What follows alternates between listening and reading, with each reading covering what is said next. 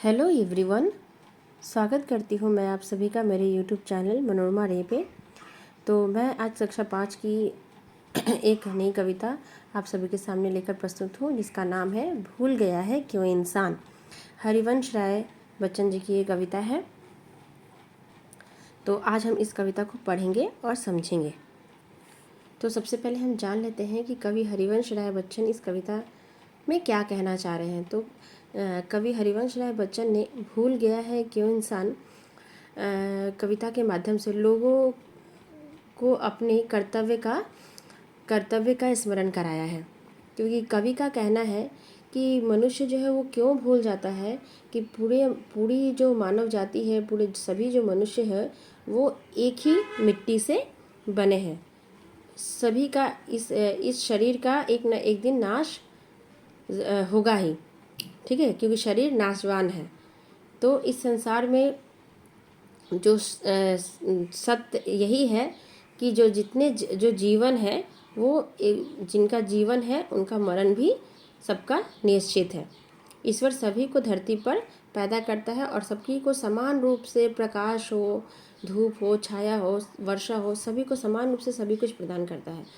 तो मनुष्य ये क्यों भूल जा रहा है कि मनुष्य ये क्यों भूल जा रहा है और अपने को देश के आधार पर, धन के आधार पर बांट दे रहा है कि मनुष्य जो है वो एक ही है।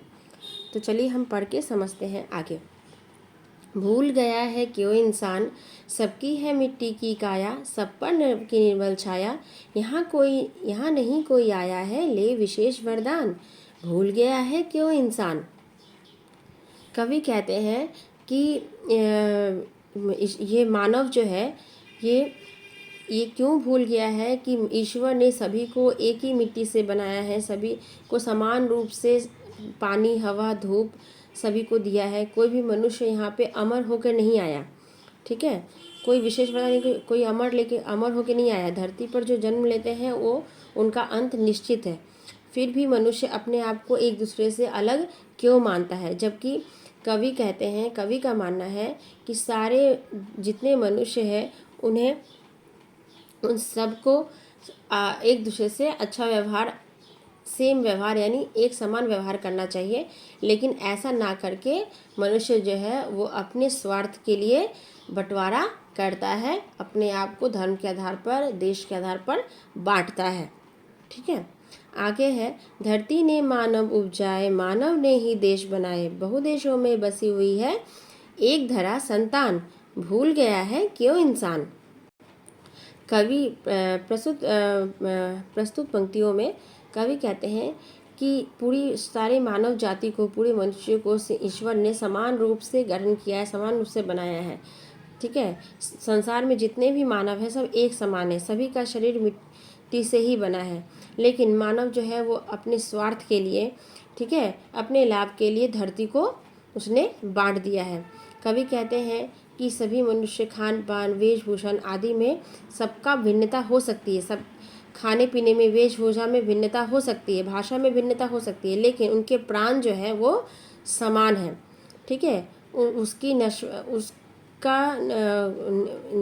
उसका नाश होना निश्चित है। इसलिए उन्हें एक दूसरे के साथ समानता का व्यवहार करना चाहिए।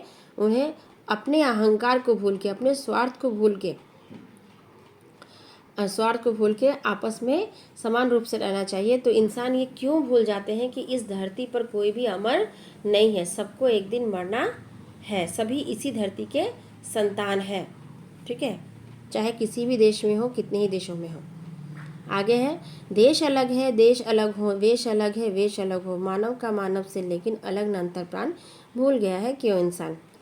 प्रस्तुत पंक्तियों में कवि कहते हैं कि भले ही देश अलग हो, उनके पहनावे, तरीके, वेश अलग हो, इसके बावजूद भी मानव का जो हृदय है वो समान रूप से धड़कता है।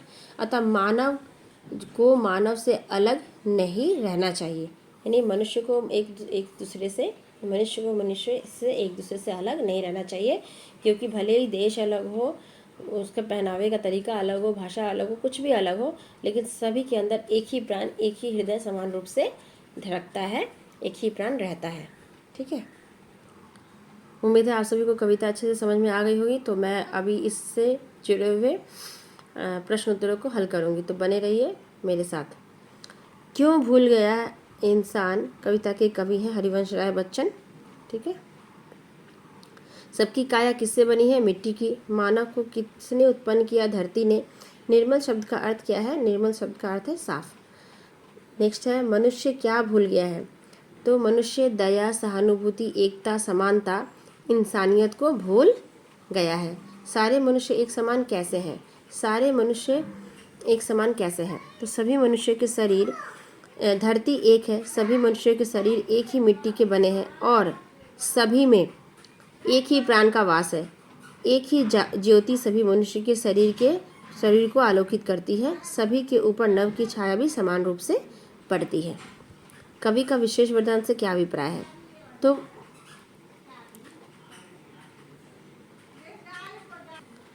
तो विशेष वरदान से कवि का तात्पर्य क्या है कि धरती की मिट्टी और आकाश की निर्मल छाया सभी मनुष्य को समान रूप से मिलती है। इसे देने में ईश्वर कोई भेद नहीं करता, अर्थात धरती पर आने वाला कोई भी मानव विशेष वरदान लेकर नहीं आता है। ठीक है। नेक्स्ट क्वेश्चन है, मनुष्य दूसरे को अपने से अलग क्यों समझता है? इसका आंसर मैं आप सभी को डिक्टेट कर दे रही हूँ, आप लोग लिखिए। जैसे देखिए, जाति, धर्म, भाषा या क्षेत्र इन सब के कारण मनुष्य अपने आप को एक दूसरे से भिन्न समझता है। जाति के आधार पर, धर्म के आधार पर, भाषा के आधार पर, क्षेत्र के हिसाब से मनुष्य एक दूसरे को भिन्न समझता है। अपने को दूसरों से श्रेष्ठ समझने के कारण मन में अहंकार जन्म लेता है, जो मनुष्य को मनुष्य से अलग समझने के लिए प्रेरित करता है। ठीक है। जबकि कवि की इच्छा है कि हर मनुष्य दूसरों के साथ मनुष्यता का व्यवहार करे। यहाँ पे लोग क्या कर रहे हैं? जाति, धर्म, भाषा के नाम पे लड़ रहे हैं, एक दूसरे से अलग हो रहे हैं। ठीक है। तो यहाँ पे कवि कहते हैं कि एक व्यक्ति दूसरे व्यक्ति से शत्रुता का व्यवहार ना करके अपने आप में आपस में मनुष्यता के साथ रहे, इंसानियत के साथ रहे, अच्छा व्यवहार करे। ठीक है। मनुष्य दूसरों को अपने से अलग क्यों समझता है? तो मेन यही आंसर आप लिख सकते हो कि जाति, धर्म और भाषा, क्षेत्र के आधार पर या ऐश्वर्य और उन्नति के आधार पर मनुष्य एक दूसरे को अपने से भिन्न समझता है।